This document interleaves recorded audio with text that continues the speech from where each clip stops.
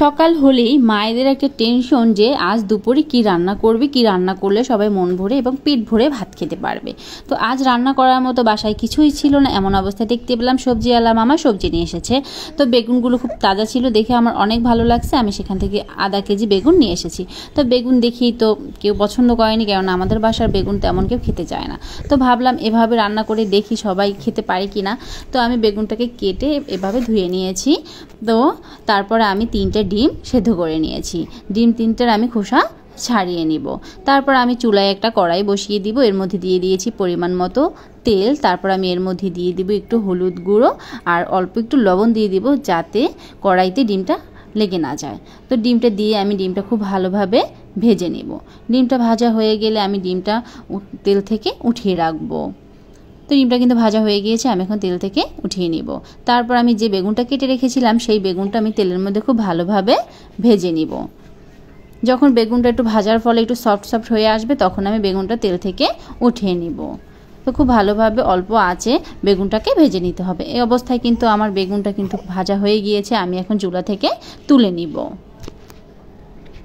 বেগুন রান্না করার থেকে বেগুন ভাজাটা কিন্তু অনেক বেশি সবাই পছন্দ করে। আমারও বেগুন ভাজাটা অনেক বেশি পছন্দ, কিন্তু আজ আমি একটু অন্য রকমের বেগুনটা রান্না করব।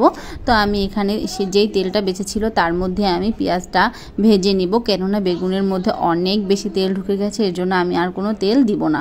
পেঁয়াজটা ভাজা হয়ে গেলে এর মধ্যে আমি অল্প একটু আদা বাটা এবং রসুন বাটা, অল্প একটু পেঁয়াজ বাটা দিয়ে দিয়েছি। তারপর মশলাগুলো খুব ভালোভাবে কষিয়ে নিব। মশলা যত ভালোভাবে কষানো হবে তরকারিটা খেতে কিন্তু তত বেশি ভালো লাগে।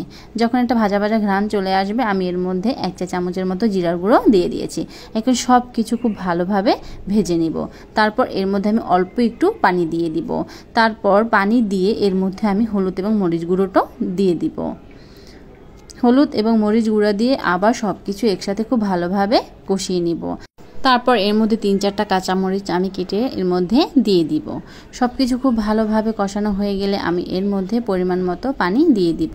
কিন্তু আমি লবণ দিতে ভুলে গিয়েছিলাম, তারপর আমি সর্বশেষে লবণটা দিয়ে দিলাম। মশলাটা যাতে পুড়ে না যায়, আমি এর মধ্যে অল্প একটু পানি দিয়ে দিব। তারপর বেগুন দিয়ে একটু বেগুনটাকে মশলার ভিতরে ভালোভাবে কষিয়ে নিব। তো এখন আমি এর মধ্যে ভাজা বেগুনটা দিয়ে দিব।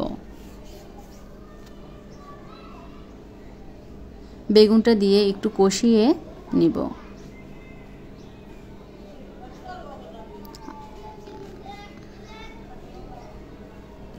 বেগুনটা খুব ভালোভাবে কষানো হয়ে গেলে এর মধ্যে আমি পরিমাণ মতো পানি দিয়ে দিব। এখন বেগুনের ভিতর যে ডিমগুলো আমি ভেজে রেখেছিলাম সেই ডিমটা কেটে এর ভিতরে এভাবে করে দিয়ে দিব। তারপর অল্প একটু পানি দিয়ে ঢাকনা দিয়ে খুব ভালোভাবে রান্না করে নিব, যাতে ডিম এবং বেগুনের ভিতরে মশলাটা খুব ভালোভাবে ঢুকে যায়। এখন আমি ঢাকনা দিয়ে কিছুক্ষণ রান্না করে নিব। তো এই পর্যায়ে কিন্তু বেগুনটা আমার খুব ভালোভাবে রান্না করা হয়ে গেছে, আমি চুলা থেকে নামিয়ে নিব। তো তৈরি হয়ে গেল অনেক মজার ডিম বেগুনের তরকারি। অনেক মজা হয়েছিল, আমার কাছে অনেক বেশি ভালো লেগেছিল। তো আপনারা কিন্তু একবার ট্রাই করে দেখতে পারেন ডিম বেগুনের তরকারিটা। তো সকলে ভালো থাকবেন, আল্লাহ হাফেজ।